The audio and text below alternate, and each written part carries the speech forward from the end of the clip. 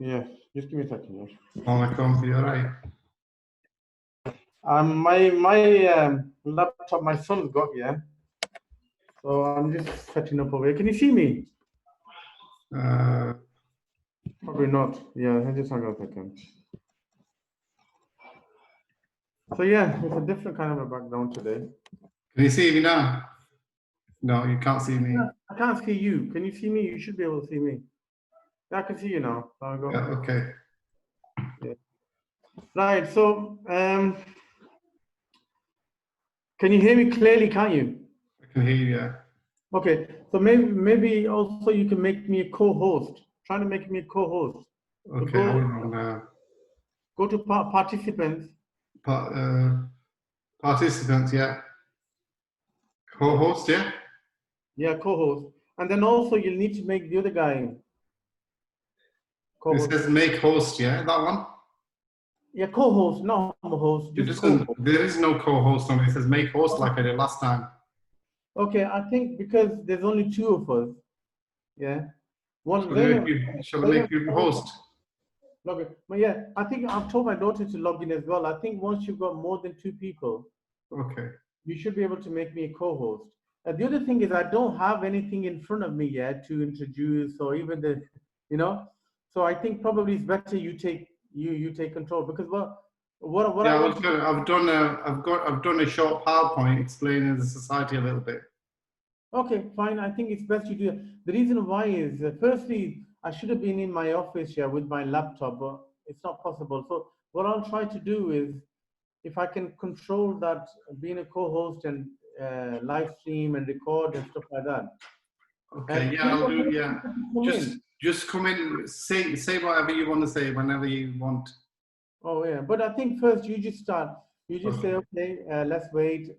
Start at 4 o'clock or so, 2 minutes past or something like this. And then so yeah, welcome. My name is Professor Waqar Ahmed. Yeah, and on behalf of the Young Professional Society, I'd like to welcome you to this webinar, and also NanoSmart Global. You could say that as well. Okay. You know, in partnership with NanoSmart Global, it gives it a bit more credibility. Yeah. Okay. Yeah, allow people into the room. Oh, you're recording now. Why are you recording now? I've not pressed record yet. Where's it gone? Yeah, there. Stop record.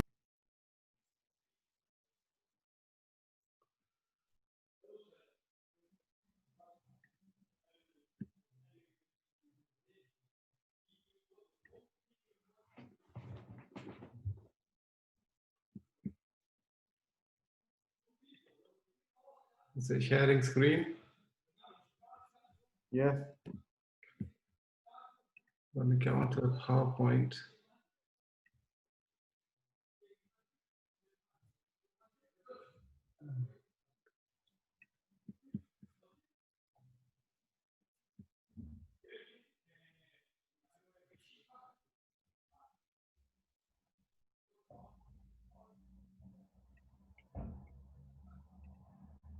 Can you see my screen now? Yes, we can. Okay. You can start now, I think. Okay. Slideshow is coming up. What can you see now? You can see that first screen, the first slide. You can see the first slide, yeah? Yes. Okay. Okay, let's start. Okay. Good afternoon. Welcome to the Young Professionals Society, YPS. Our website is ypsociety.uk. And the purpose of this society is to teach people soft skills. And it's built on 3 pillars. The 3 pillars are leadership, innovation, and communication. So by being a member of the society, we're going to give you some courses and webinars and blogs on leadership, innovation, and communication. So we're not focusing on the technical skill which you'll learn at school and colleges and universities. We want to impart leadership skills, innovation skills, and communication skills. And the way we're doing that, like I mentioned before, is through courses, webinars, maybe mentoring and coaching, and you also get some useful blogs on these 3 pillars. And the clubs that we're intending to run are, one is the Young Speakers Club, so that you can speak with confidence, impact. And the second one is the Writers Club. 2 key skills in communication is writing and speaking. And if you can do that well, you'll be able to have a bigger impact in your work or in your studies or whatever you do in life. And then for young members, we're going to have a study skills club. So the club will help you to revise, to memorize things, to plan, to be able to write well, speak well, study well, so that you can optimize your potential in all your subjects. And then we're going to have an innovations club, which will help you if you're interested in business and innovation. We will have these 4 clubs running very soon. So keep a lookout on our website for any upcoming events. It's ypsociety.uk, and follow us on Facebook and on all social media platforms.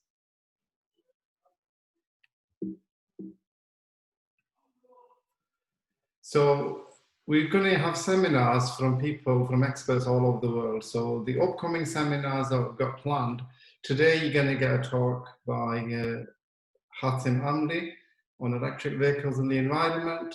Next week you'll get a talk by Professor Samir Iqbal on how nanotechnology is changing the world we live in. And the following week we've got repair and replacement human organs using nano and stem cell technology by Professor Alexander Zafalian. So we've got top experts in the world coming and giving these seminars. And the courses that that are coming up. So the one that's coming up now is a 1-day course by Rona Barber, who is a professional writer, speaker, and she's going to talk about on her talk is on overcoming the fear of public speaking. And the other courses we've got planned coming soon are memory mastery, advanced study skills, and leading with impact and influence, and an innovation course. So all these are coming. So watch out on our website for these upcoming courses. So I would advise that you become a member of this society, because you get all the latest news, you'll get discounts on courses, and you'll be up to date on what's going on with the society, all the events that are going on. So without further ado, I want to introduce Hatem Amli, and he's going to talk about electric vehicles and the environment.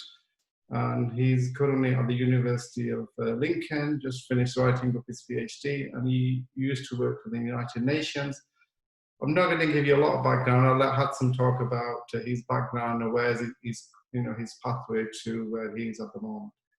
Hatem, I'll hand over the floor to you now. Can you go ahead, please?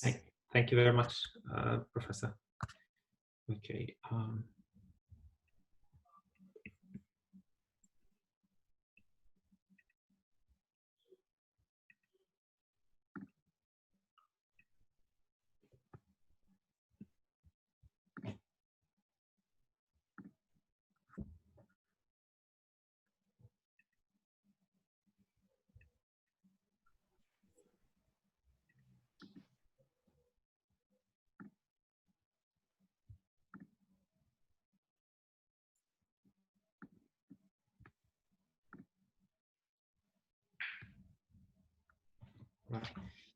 Hi, everyone.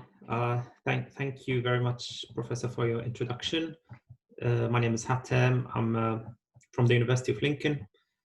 I worked for the United Nations as energy consultant on the renewable energy implementations and energy efficiency implementations for the industrial sector.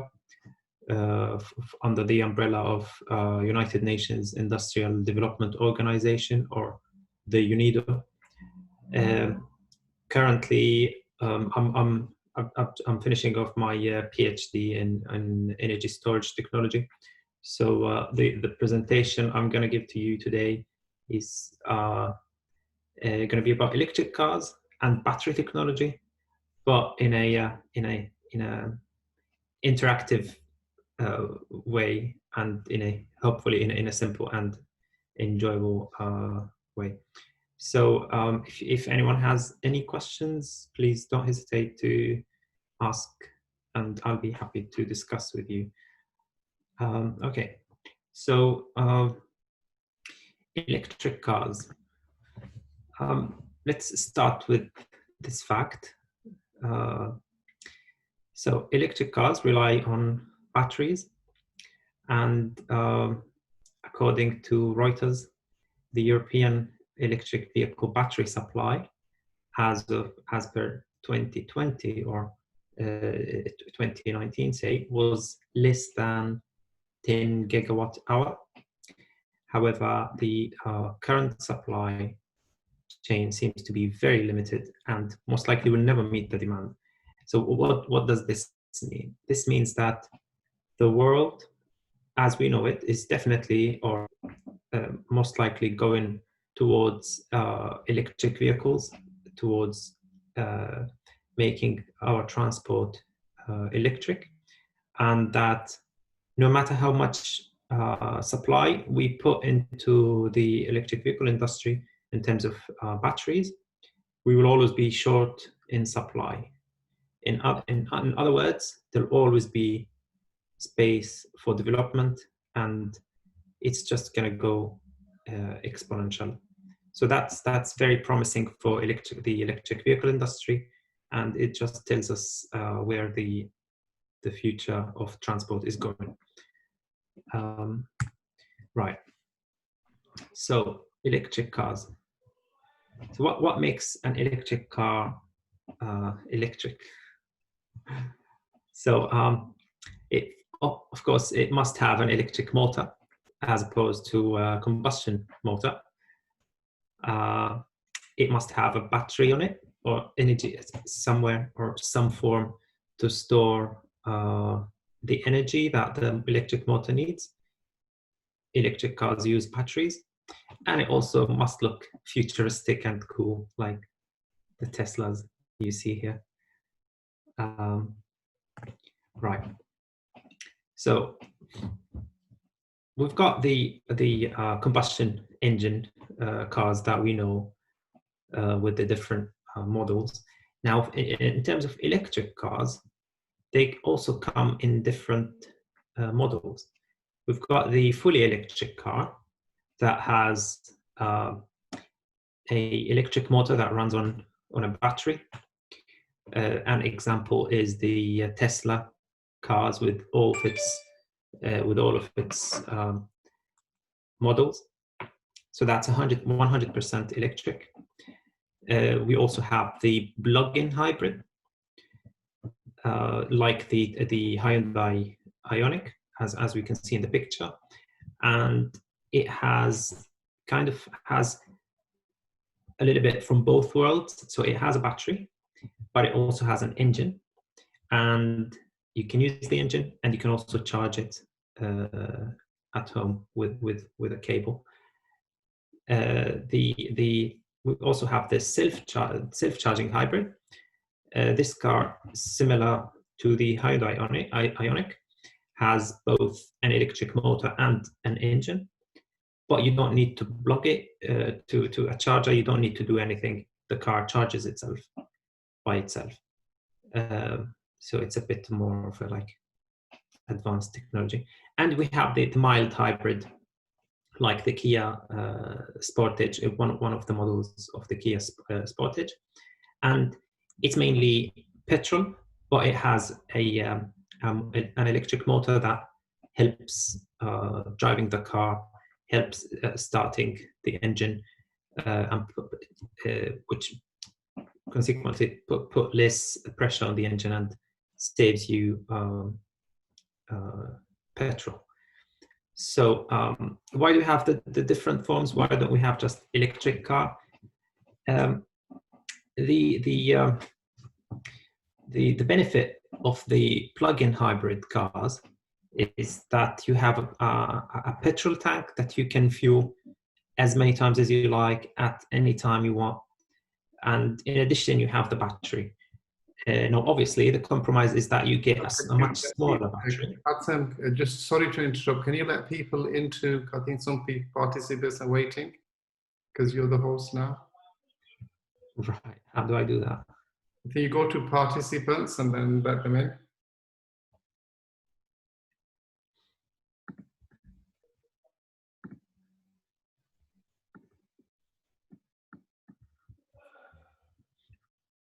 Or maybe they can watch the live stream on Facebook. Yeah. They can- Sorry to interrupt you. It's all right.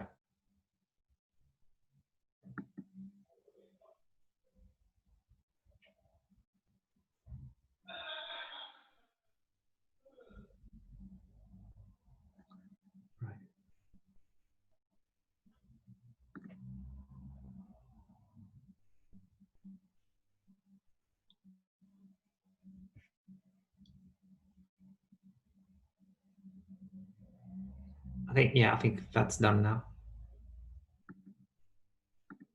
Oops.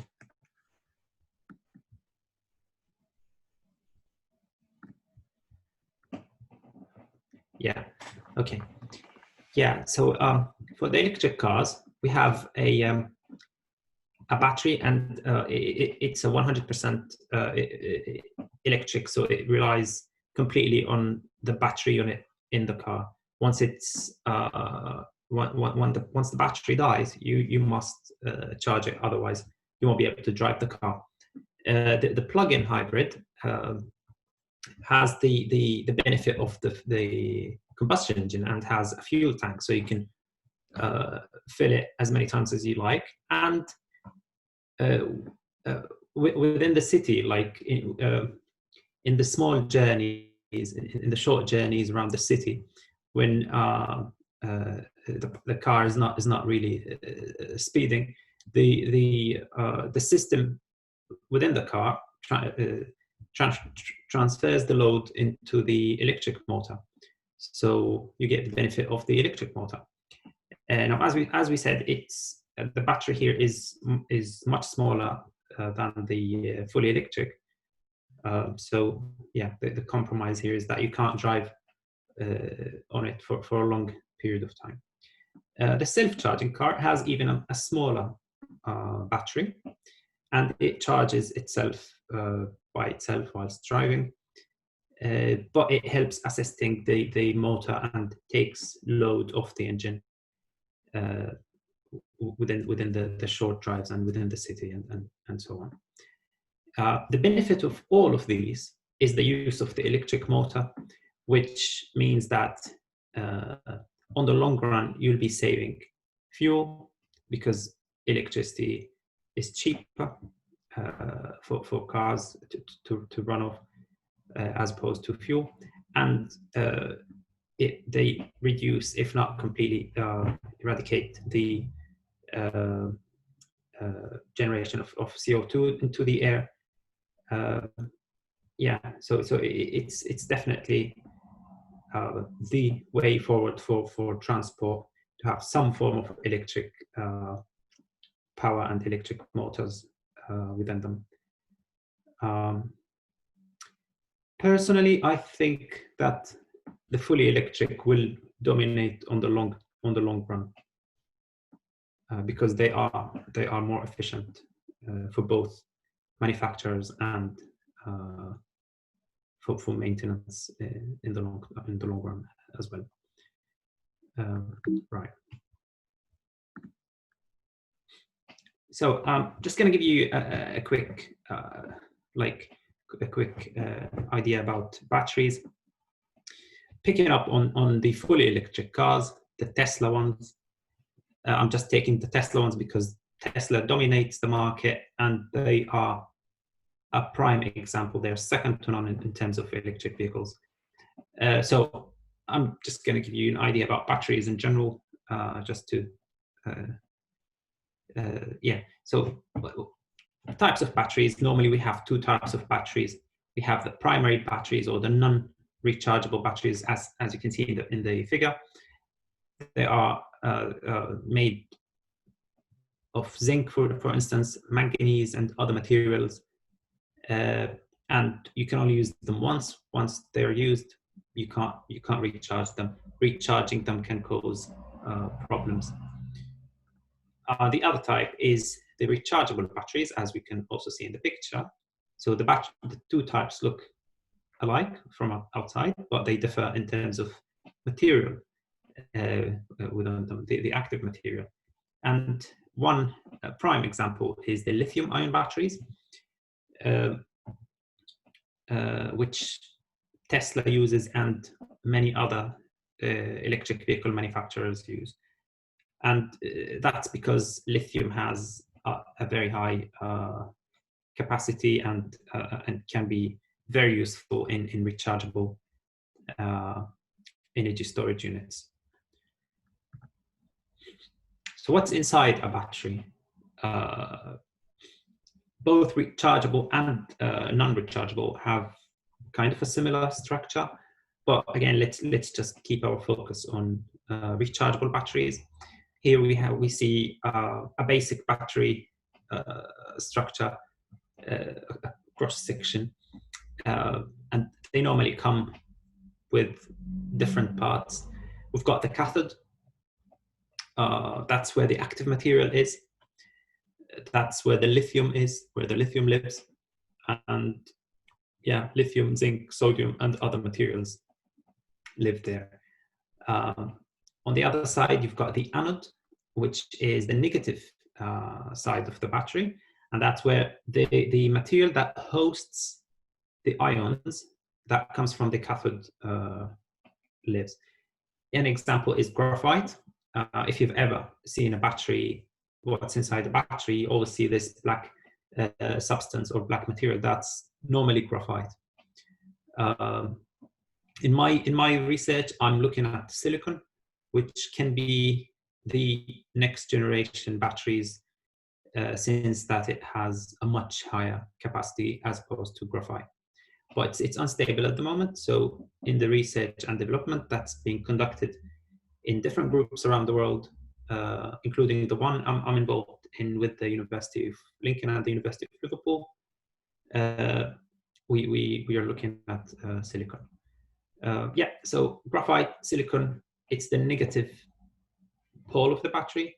It's the host. So lithium ions migrate from the cathode to the anode, and the ions travel to bond with the anode material. That's from the inside. From the outside, we get the electric current, which we then utilize and send into the electric motor, and that's how we run the car.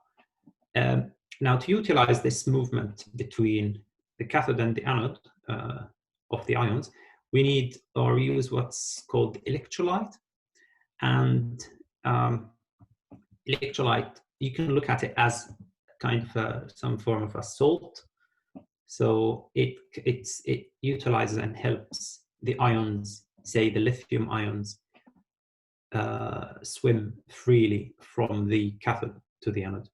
And this is done via the separator. So we have a separator that physically separates between the cathode and the anode. Otherwise, we'll end up with a short circuit within the battery, and then the battery wouldn't function. Now, the separator has small pores in it, big enough to just big enough to allow the flow of ions from the cathode to the anode. And that's a general structure of a battery or a cell that applies to most cells in nowadays. A future technology is looking at getting rid of the electrolyte completely and replacing it with air. So just air. And the benefit of that is that you get less resistance, of course, but on the downside, you get you get poorer performance because it's more difficult for ions to travel through air or a gap. So that's another area of research at the moment. Different aspects of the battery can be looked at in terms of research and development. You can look at the cathode on its own, the anode on its own, separator on its own, the electrolyte on its own, the design of the battery on its own. So it is a big field. When was the battery discovered? I don't want to bore you a lot with the history, but it's this guy, Alessandro Volta, in the year 1800. He conducted an experiment that can be considered the start of the battery technology, when he assembled a pile of two different metals, which was at the time copper and zinc, and separated them with a piece of cloth that has been immersed in brine, which is salt. So he connected the two ends of the disc by wires and observed a flow of electric current. And this was the first recorded galvanic battery. So yeah, he's the father of the batteries that we use. And then came this guy, Faraday, who developed the mathematical model for the capacity in milliamp hour per gram, which what we use until today to measure the capacity of a battery, which is the Faraday constant multiplied by the number of the lithium ions or the ions of the inactive material in a chemical formula divided by the molecular mass multiplied by 3,600 multiplied by 1,000 mole. That's just for you to have like a taster of. There's a lot more mathematical equations behind the design and sizing of a battery cell, and I'm happy to go further, like deeper, if anyone wishes. But let's get back to electric vehicles. So when the companies want to design an electric vehicle, of course they look at the power of the motor that they want to use, and hence the types and size and volume of the batteries that they want to put in place. So this is done via various stages of research and development to choose the right battery, and then designing the battery out of the battery cells. We design the battery units, which gives us an accumulative power, voltage, and current. And then a series of tests are conducted in terms of like pushing the battery and the car to its limit to ensure its safety. One of the main concerns about electric vehicles is safety, because batteries can be a bit dangerous, they can be toxic, they can explode if they're hit hard. So it's very important to make sure that the battery units are well protected and are safe for the users of the vehicle and for people on the road. So yeah, we size the batteries by simply adding up the voltage and current of them. So if you have a 12-volt battery, you get 12 volt out. So if you have one battery of 12 volt, you get 12 volt out. This is just like a brief, quick power electronics introduction. I'm sure some members of the audience are very familiar with it, but just for knowledge. If you have two batteries of 12 volts connected on parallel, you get twice the current. If they're connected on series, you get twice the voltage, and so on. So we can size the power output that we need for our engine simply by arranging the battery cells as we need. Yeah. So here we can see a battery cell. It's very similar to the AA battery, the ones that we put in toys and in the remote controller and etc.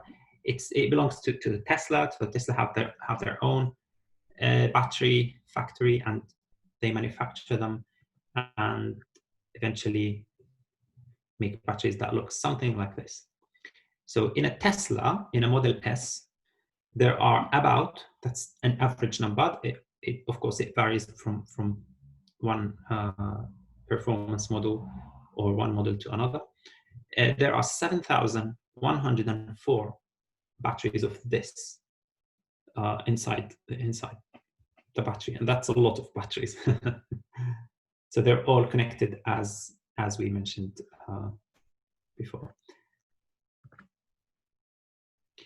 For instance, a Tesla Model S with a battery pack of 100 kilowatt-hour, which is a very, very good power output for an electric vehicle, and 400 volt lithium-ion car can deliver 315 to 335 mile range, and a Tesla with 85 kilowatt-hour battery pack can weigh 540 kilogram, and that's just the battery unit, half a ton. So it's quite heavy, and it would have 16 modules of batteries connected on series and parallel and distributed across the car to distribute and balance the weight. So it's not as easy as it seems. So you don't just need a battery and then a motor and then you're good to go. As we can see here, the suppliers to the Tesla Model S, it's 2013 statistics, so it's quite old, but it applies to a high degree. Most of the suppliers of the parts of the Tesla car come from different countries, different parts of the world. So it's a global effort. It's not just one company, Tesla or someone else just working on a battery. It's a global effort with dozens of companies across the world working together to get this thing to life. Yeah. So other things we take into consideration are the battery management system. So when batteries are made, they can be they can have small differences in voltage. In other words, no two batteries are exactly the same. You always get those micro or even nano differences in batteries because of the status of the active material in the battery. So even after high standards of quality, you still get those differences because of the chemical reactions inside and so on. So any small difference in the battery cell voltage in the battery unit can lead to a bigger difference in the battery charge and discharge cycle, and this can eventually lead to deterioration of the performance of the whole battery of the battery pack, or it won't be as good and reliable as you'd want it to be. Now, to overcome this issue of irregularity between the battery cells, we've developed something called the BMS, or the battery management system, which allows the battery cell, all battery cells within the battery pack to charge and discharge at certain operating voltage, unifying all the voltage output. This ensures compatibility of voltage output of the battery pack, and as a result, supplying the expected power to the motor, and which gives you the kick that you need, like that you wish to hear every time you put your feet on your foot on the accelerator. So it comes also with other benefits for safety. It prevents the battery management system. It prevents overcharging, over discharging, and protects the circuit within the battery to prevent it from heating up or catching fire, etc. So we can see here a battery unit of a Tesla. So it is thick, yeah. This goes underneath the flooring of a Tesla, and this green circuit board is the battery management system connected to the battery cell, and these are all cells. So what about charging? Obviously, it adds weight to the car, and it's probably expensive than conventional car. Is it worth it? Well, I hope so. Charging an electric car is cheaper than filling the tank of a petrol car, and we can see charging an electric car is probably cheaper than you realize. Prof, can you see the video? I can't hear you, you're mute. No, I can't see the videos. Okay. Right.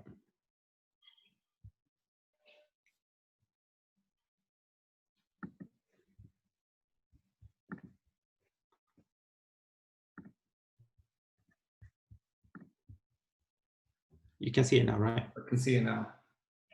Yeah. Charging an electric car is probably cheaper than you realize. In fact, by driving an electric car, you'll save money in the long run. To fill up your tank in a petrol car, it costs over £60. To fully charge a Kia electric car, it costs less than £8. It's an 88% saving. Imagine what you could buy with all the money you save. You could buy a new pair of trainers, enjoy gourmet dinners for two, or even go on a nice holiday with the whole family. Well, you get the idea. Stop wondering, start driving. Kia, the power to surprise.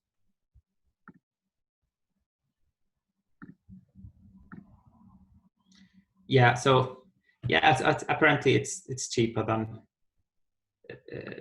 putting fuel in a tank. So who's leading the way in battery manufacturing? Those companies listed on this screen will play a big part in the future of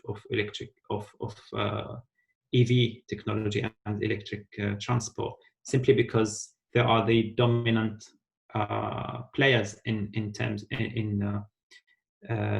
battery design and manufacturing.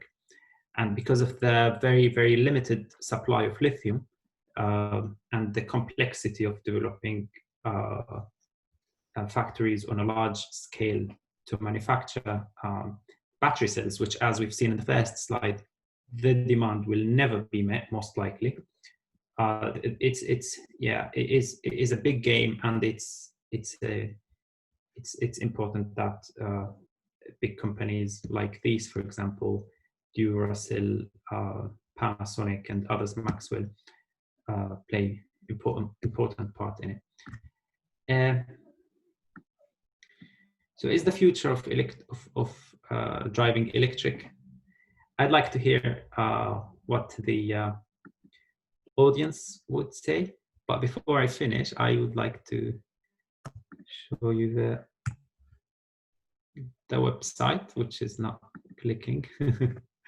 Yeah, so if you go to carmagazine.co.uk, there's a lot of useful articles and interesting articles about electric cars that's worth having a look at. And thank you very much for your attention. Thank you, Hatem. That was a very interesting talk. Are there any questions from the participants? Just having a look at the chat now.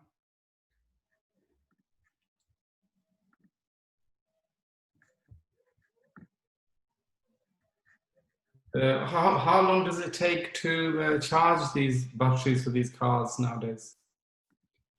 1 second, I'm just trying to add someone. Make host. Okay. Yeah, so to charge these cars, to charge it, the latest technology, the Tesla model, the third generation of electric vehicle charger, can give you 75 miles of charge in 5 minutes. So which is very good.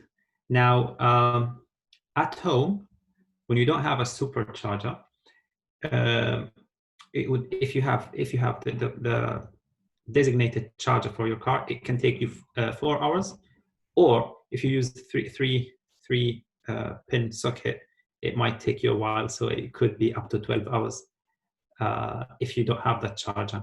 So it varies quite a lot. But let's say if you have the charger at home, if you charge it overnight, it'll be full in the morning. And if you're on the way, in 5 minutes with the super speed chargers, it can give you 75 miles to carry on. So in 10 minutes or even in 20 minutes, it can give you more than 80% of your battery capacity. So it is very comparable to petrol cars in terms of time of refueling. There's a question here. How long can you travel on a fully charged electric car?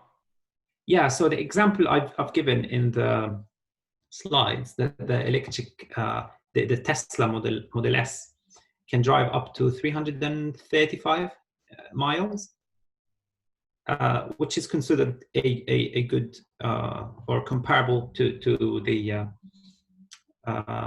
petrol cars. The smaller ones, like the Nissan, like the Honda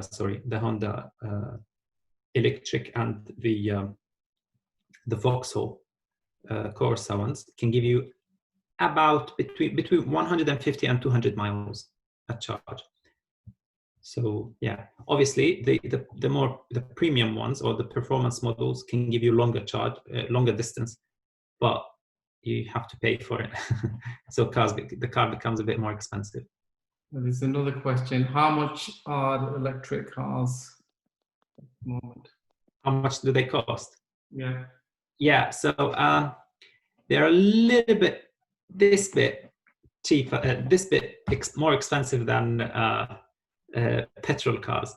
So for instance, the Tesla Model 3, which is going to be the most popular Tesla car, simply because it's going to be produced on a large scale, and it has been already produced on a large scale. It's in the UK, after taxes, it would be about 40,000 pounds. Okay. The 2020 model. You anticipate them getting cheaper? Yeah, absolutely. The Honda Model E is, I think it's about 28,000 pounds. The Vauxhall and there's a Vauxhall and the Renault models, which are about 20k. So 19,000 to 22,000 pounds, which is normal. Like that's how much a new electric. That's how much a conventional car would cost. But obviously, they come with a smaller battery, so like 150 to up to 200 miles. Yeah. We've got a question here from Professor Dr. Mark Jackson from the States. He's asking, what is the current status of wireless charging? Wireless charging, it's not quite there yet, at least not in the commercial aspect of it. But it's being investigated and researched across the world in different parts of the world. There are several models that you can use to implement wireless charging. You can there's a scenario or a design that that's represented in having a wireless charging pad in your garage at home. So you'd simply drive home, park the car, and you leave. And it's like the new iPhone. So wirelessly, the car, as long as it's parked in your garage, it would be charging. Now this is not commercialized yet. So I don't know how long will this take. It might be a few years. It's definitely interesting, and it's definitely doable. The cars are becoming very similar to your iPhone, so I'm sure they'll be wirelessly charging soon in no time. That's a very interesting There's a area. nice question from a young Malaika. She's asking, are there currently enough charging stations to cater for the demand if everybody was to switch to electric cars?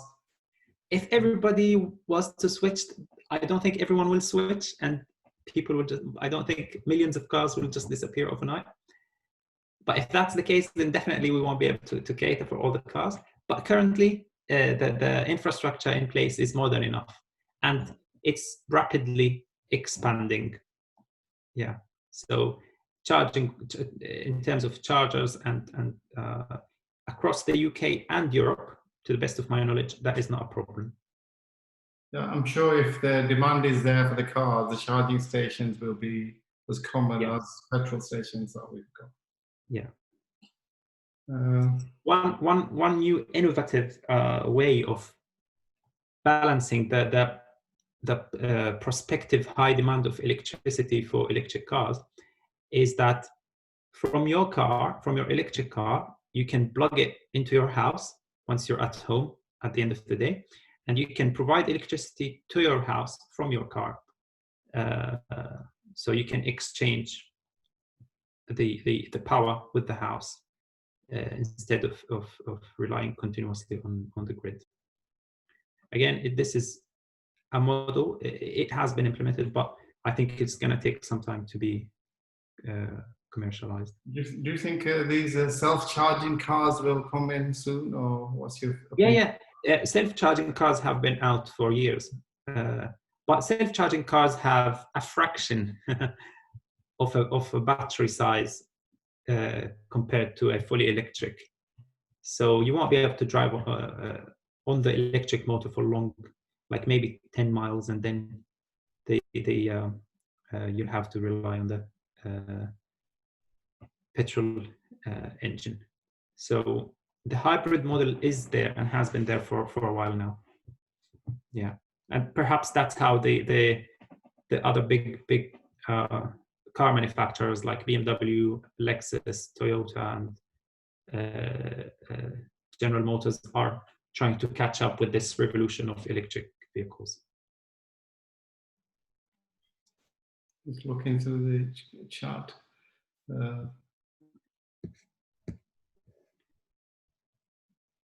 Is it possible to convert friction losses between tire and road into electrical charge that can be used to help drive the vehicle? Will we need to invent a new tire material to capture those losses?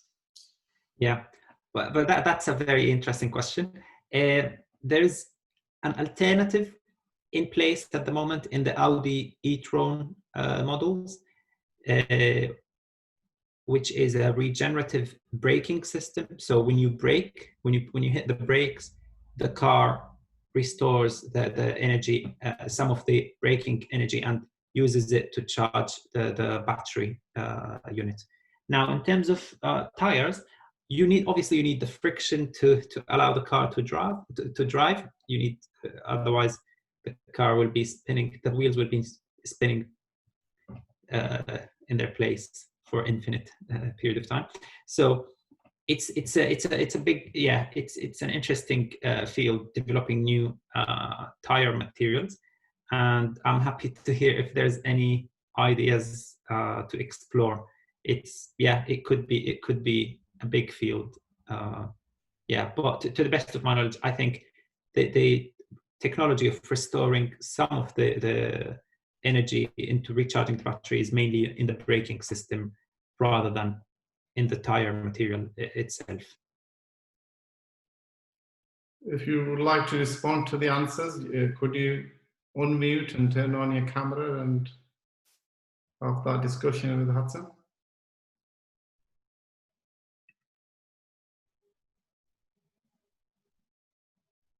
So, should I read the question, Professor? Yeah. Right. I think, does an electric car achieve zero emission? Is that? Does electric cars achieve zero emissions? Yes, it does, but only whilst it's driving. So in its current form, when you buy it, you don't produce any CO2.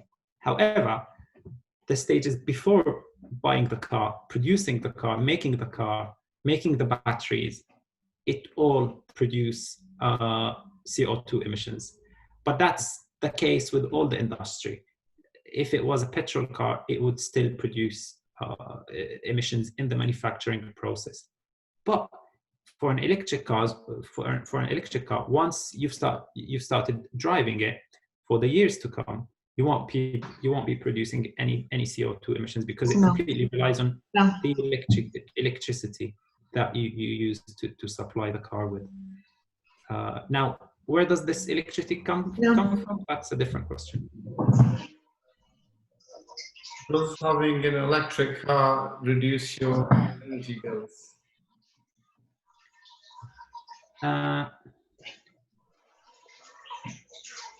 Does having an electric car reduce your energy bill? Your electricity bill is not going to go down. No, electricity bill is going to go up, of course, because you're putting more load on your meter. But your petrol costing will go down, will drop to zero. Now, if we say that your energy bill includes gas, petrol, and electricity, then in one figure, yes, definitely, for sure, you'll be saving a significant percentage of your spending on fuel in electricity. Now, if you want to have a complete ecosystem, you can go off the grid. You can have solar cells on top of your roof and the battery storage unit that can supply both your house and your car, and you won't be spending, most likely you'll be spending very, very small amount of money, a couple of £100 a year on your electricity bill, but you need to account for the initial investment of the solar cells and the battery unit. Which is not a question from Aisha. She's asking, how road safe are electric cars? They are very road safe. They are safer than the petrol cars.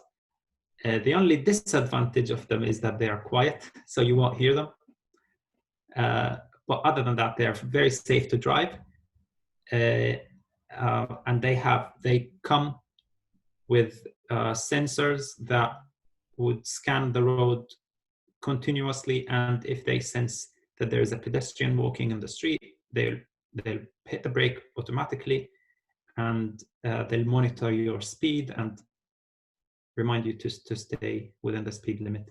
So I think they are very safe. I think they are safer than petrol cars, and they are easier to drive. Young kids are interested in how fast these cars can go. So they always say 0 to 60 in 5.7 seconds or 9 seconds. Yeah, so the fastest ever Lamborghini, or no, the fastest ever Bugatti, I think it goes from 0 to 60 in 2.3 seconds. Right. And Bugatti is like the fastest car, if I'm not mistaken. The fastest electric car, the Rimac, which is designed and built in Europe, goes from 0 to 60 in 1.9 seconds.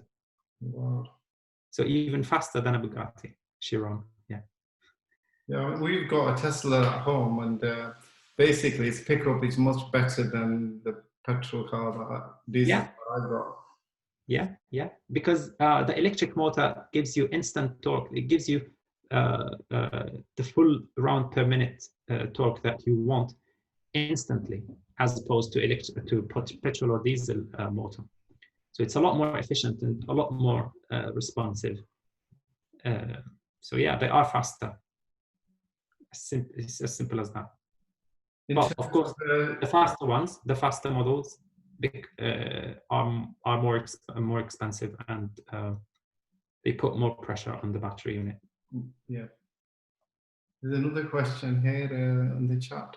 When do you expect electric cars to replace the existing cars in the UK? Well, according to the UK government's policy, they want to withdraw all diesel cars by 2050, I think, or 2030. No, yeah, 2050. I'm not sure. So according to a book I read, I think we will have a very high demand, or the demand will go, like, it will be very, very comparative to the petrol cars in the year 2027. That's just looking at the prospective increase in the demand compared to what's currently being built. So within the next 7 to 10 years, you'll see a lot more electric vehicles in the road. When will they all be replaced? I don't think there'll ever be such a thing. There's no reason why you shouldn't drive a petrol car. It's also fun to drive, but the electric cars are the more efficient, more futuristic way of doing things. And yeah, eventually, I think most of the people will go towards using an electric car. Just as like nowadays you use your iPhone, even though you can go down the road and use the pay phone, which is, there's no reason for you not to do that. Yeah. So it's just another technology to use. We're coming towards the end of our time. Final question. If youngsters are interested in this type of field to get into, what kind of qualifications, subjects do they need to get into that, and what are the job prospects? Right. That's a very good question. So it's a very big field, and it will keep getting bigger. So you will never be short of finding a job in this area. The areas that can open positions or job opportunities for this field can be mechanical engineering, electrical engineering, mechatronics, computer science, because they rely on algorithms, those electric cars, chemistry in the development of the batteries, and physics. What else? Yeah, accounting as well, because it's all relevant to calculating how much energy can be saved, and energy efficiency. So I'd say all of the science and technology fields, in addition to business and economics. And I think it will have a very prosperous future. Yeah. My field, for example, is. He's asking, final question is, how fast can these cars? How fast can they go? Yeah, well, as I just mentioned, they can go from the fastest one, the Rimac, can go from 0 to 60 in 1.9 seconds, which is really, really fast. But the average ones can go from 0 to 60 in 4 or 5 seconds, which is still very high. It's comparative to the Porsche 911 and the likes Alfa Romeo and the McLaren and so on. So, but of course, the fast cars, they are more expensive, so you need to account into this in your budget. Right, I think we. Another question. What about repairs on electric cars? What the costs of repairs and stuff like that? Yeah. Well, the beauty of an electric car is that it's a lot simpler to make than a petrol car. All you need is a battery pack, a couple of electric motors, and some electronic parts, and the body of the car, and you're good to go. So there's less parts, and more importantly, there's less mechanical parts, which means there's less chances of the car breaking down, or parts of the car breaking down. So maintenance-wise, it's much more efficient, and it will require way less maintenance as opposed to a petrol car. The cost of repair, I'm not familiar with how much it would cost to repair an electric car, but I don't think it would be astronomical. Yeah, so it's still competitive and comparative to the petrol cars, but they would require less maintenance for sure. Okay, I think we're coming to the end of our time. And thank you, Hatem, for an excellent lecture, and for the participants for some very interesting questions. Thank you very much. This event was brought to you by the Young Professional Society in collaboration with NanoSmart. And we look forward to getting some more lectures coming soon. Have a look at our website, ypsociety.uk, and you'll get more news about the upcoming events. And if you become a member, then you'll be completely up to date with everything that's going on in the society. Thank you very much. I look forward to seeing you at the next event. Thank you. Nasser, do you want to add anything? Or? Yeah, I think now we've just passed our time. So yeah, once again, thank you to everyone.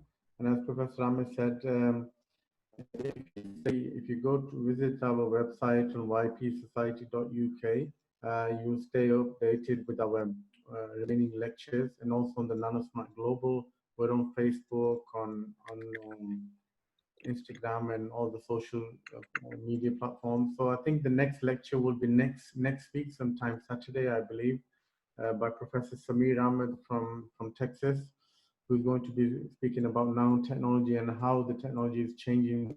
So once again, thank you very much for joining us today. And this webinar was actually live streamed on Facebook as well. So we had people who were joining us on live stream on Facebook as well. And the recording of this webinar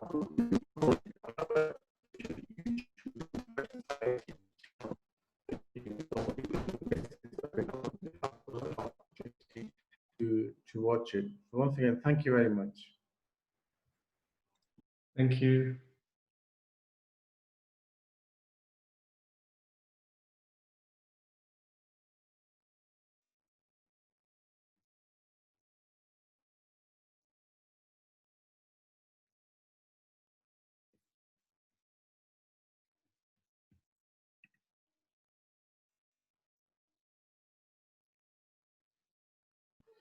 I think people are free now to leave. Or maybe the live streaming you can stop as well, Professor Ahmed, the Facebook.